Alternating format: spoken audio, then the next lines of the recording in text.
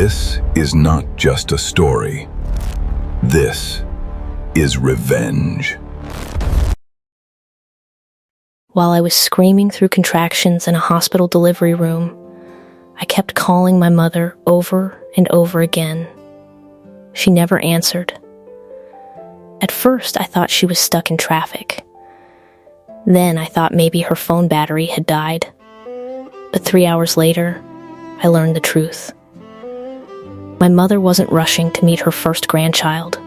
She was standing inside a pawn shop, selling my wedding jewelry to pay off her boyfriend's gambling debt.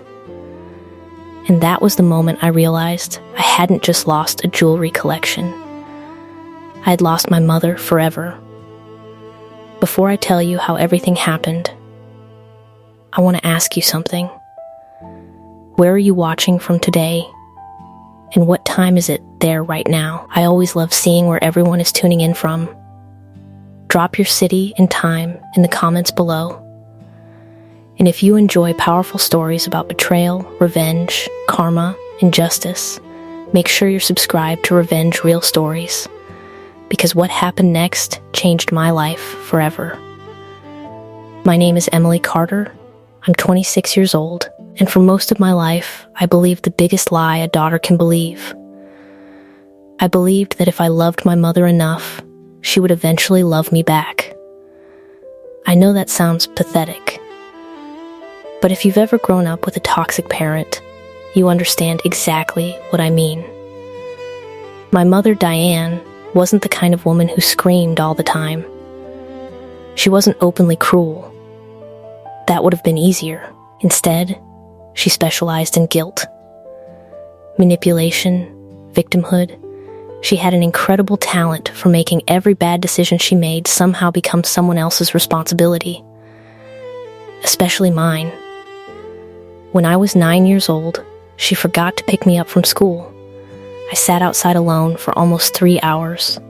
When she finally arrived, she didn't apologize. She cried.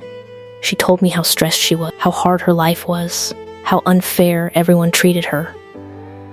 By the time we got home, I was the one apologizing. That was my childhood. Every problem became my responsibility. Every sacrifice became my duty. Every boundary became selfishness. When I was 16, she borrowed money from me. Money I'd saved from working weekends. She promised she'd pay it back. She never did. When I asked about it months later, she looked genuinely offended. You care more about money than your own mother? I immediately felt guilty. That's how she operated. She never needed to force me. She simply made me feel like a terrible person for saying no.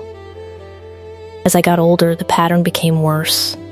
Every failed relationship, every unpaid bill, every crisis eventually landed on my shoulders, and I carried it willingly. Because despite everything, she was still my mom.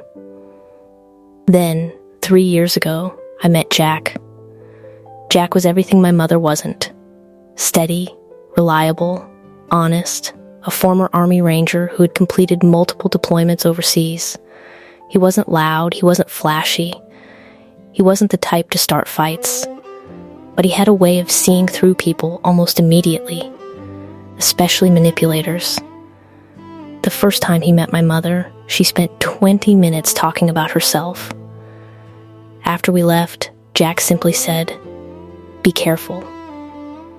I laughed. "What do you mean?" He glanced out the passenger window. "Your mother doesn't treat you like a daughter."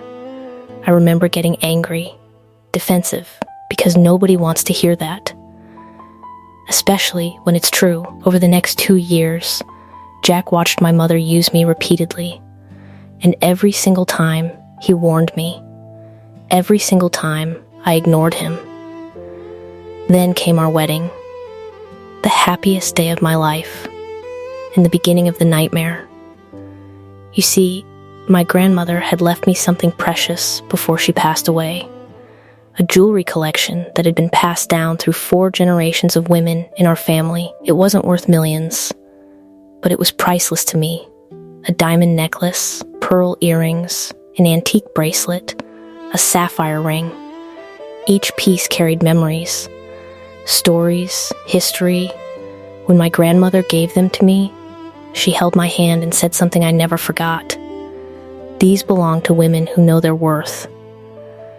I wore several pieces at my wedding. I cried while putting them on because for the first time in my life, I felt loved. The scene chosen, my mother acted emotional that day too. She cried during the ceremony. She hugged me afterward. She even told everyone how proud she was. Looking back now, I think she was already calculating their value. A few months after the wedding, a new man entered her life.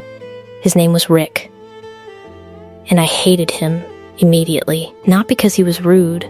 Actually, he was charming. Too charming. The kind of man who always had an excuse, always had a story, always needed help. According to Rick, every bad thing that happened to him was someone else's fault. Bad boss, bad economy, bad luck, bad friends. Nothing was ever his responsibility. Jack disliked him instantly. I should have listened. Within 6 months, Rick had moved into my mother's house. Within 8 months, he had convinced her to loan him money. Within a year, she was drowning financially. Again, only this time, the numbers were much bigger. What nobody knew was that Rick had a gambling problem, a serious one. And gambling addictions don't just destroy gamblers. They destroy everyone around them. One night, my mother called me crying. She claimed she was behind on bills. I transferred $2,000. A month later, she needed more. Then more. Then more. I gave it willingly. Because I thought I was helping my mother survive. I had no idea I was funding Rick's addiction. Jack tried warning me. Again, Emily, where is all this money going? I didn't know, and honestly, I didn't want to know. Then, I became pregnant. Everything changed. For the first time, I wasn't just responsible for myself. I was responsible for a little girl growing inside me. A daughter. The thought terrified me, because I desperately wanted to be the kind of mother mine never was. My pregnancy wasn't easy. I suffered severe back pain, constant exhaustion, high blood pressure, but every appointment, every ultrasound, every kick made it worth it. And surprisingly, my mother became more involved, or at least, that's what I thought. She attended baby showers, bought clothes, decorated part of the nursery, talked endlessly about becoming a grandmother. I allowed myself to believe she had changed. That was my biggest mistake. 2 weeks before my due date, I noticed something strange. My jewelry box looked different. Nothing obvious, just wrong. I checked everything. At first glance, it seemed fine, but later that night, I realized the sapphire ring was missing. I searched everywhere. Nothing. Eventually, I convinced myself I'd misplaced it. Pregnancy brain. Stress, whatever. Then labor started. At 2:17 in the morning, the first contraction nearly dropped me to my knees. Jack was away attending a veterans leadership conference several hours from home. The plan was simple. When labor started, I'd call my mother. She'd take me to the hospital. Jack would meet us there. My mother had promised, repeatedly, so I called her. No answer. Again, no answer. Again, nothing. Eventually, I called an Uber. By the time I reached the hospital, contractions were coming every few minutes. The pain was unbelievable. I kept checking my phone. Nothing, no texts, no calls, no mother. Hours passed. The nurses asked who my emergency contact was. I whispered, "My mom is coming." She wasn't. Then Jack arrived, still wearing the same clothes he'd traveled in. The second he saw me, he grabbed my hand, and I immediately started crying, not because of the contractions, because my mother wasn't there. Jack tried calling her. No answer. Then something happened. While I was being examined, Jack went to our house to grab my hospital bag. That's when he found it. The jewelry box. Wide open. Half empty. He called me immediately.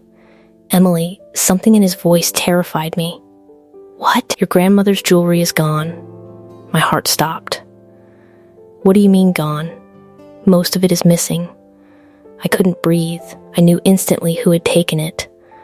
But my brain refused to accept it. Not my mother. Not now. Not like this. Jack didn't waste time. While I fought through contractions, he started investigating. Former military. That's how he was wired. Facts, evidence, proof. 3 hours later, he walked back into my hospital room. His face was completely expressionless, which somehow scared me more. He sat beside me, took my hand, and quietly said, I found it. I already knew, but hearing it still shattered me. My mother had sold the jewelry, all of it, the necklace, the bracelet, the earrings, everything, to a pawn shop. 2 days early, the money had gone directly toward paying off Rick's gambling debt. I felt something inside me break. Not anger, not sadness, something deeper. The final death of hope. Because for 26 years, part of me believed she'd eventually become the mother I deserved. And in that moment, that dream died. The next contraction hit, and I screamed. Not just from labor, from heartbreak. Hours later, my daughter was born. Healthy, beautiful, perfect. The moment I held her, I made a promise. She would never question whether she was loved. Never. But the story wasn't over. Because while investigating the jewelry theft, Jack discovered something even worse. My mother hadn't simply sold the jewelry. She had forged documents, used my information, and signed paperwork pretending she had permission. Then we discovered additional accounts. Debt, loans, financial activity connected to my identity. My mother had been using my trust against me for years. I was devastated. Jack was furious. But unlike me, he stayed calm. Very calm. The kind of calm that usually comes before destruction. Over the next month, he helped me gather everything. Bank records, pawn shop receipts, signatures, video footage, financial statements, witness testimony. The evidence became overwhelming. When my mother finally called, she wasn't apologizing. She was asking for help. Again, Rick had lost more money. They were behind on payments. She needed another loan. I laughed. For the first time in my life, I laughed. Then I hung up. 2 weeks later, attorneys became involved. Then investigators. Then police. And suddenly my mother realized something terrifying. Her daughter wasn't cleaning up the mess anymore. This time, there were consequences. Rick turned on her almost immediately. Of course he did. Men like him always do. He cooperated, provided records, provided statements, provided everything. To save himself, my mother was left standing alone, exactly where she had left me. Months later, I saw her in court. She looked older, smaller, broken. For a brief moment, I almost felt sorry for her. Then I remembered sitting alone in that delivery room, calling her, begging for her, while she sold my grandmother's legacy. And the feeling disappeared. The judgment was devastating. Financial penalties, fraud findings, civil damages, debt, public humiliation, years of consequences. Everything she had spent her life avoiding finally caught up with her. The saddest part? It wasn't losing the money. It wasn't losing Rick. It wasn't even losing her reputation. It was losing access to the granddaughter she claimed to love. Because trust, once destroyed, doesn't magically come back. About a year later, there was a knock on my front door. I opened it. And there she was, holding a gift bag, crying, looking exhausted. For a moment, neither of us spoke. Then she whispered, "Emily, I'm still your mother." I looked past her, at the empty driveway, at the life she'd destroyed. Then I looked back toward the living room where my daughter was playing on the floor, and I finally said the words I'd waited 26 years to say. "No," she stared at me. Confused, heartbroken, I continued. "A mother is the person who shows up when her daughter is scared." Tears rolled down her face. "A mother is the person who protects her child." She started shaking. "A mother is the person who chooses her family over money." Then, I took a slow breath, and on the night I needed you most, you chose a gambler. I gently closed the door, and for the first time in my life, I felt free. Looking back now, I realized that family isn't defined by blood. Family is defined by loyalty, love, and the people who stand beside you when life falls apart. My mother chose a gambler over her daughter and granddaughter, and in the end, she lost everything that truly mattered. But I want to hear from you. Did I do the right thing by taking legal action against my own mother? Or should I have forgiven her?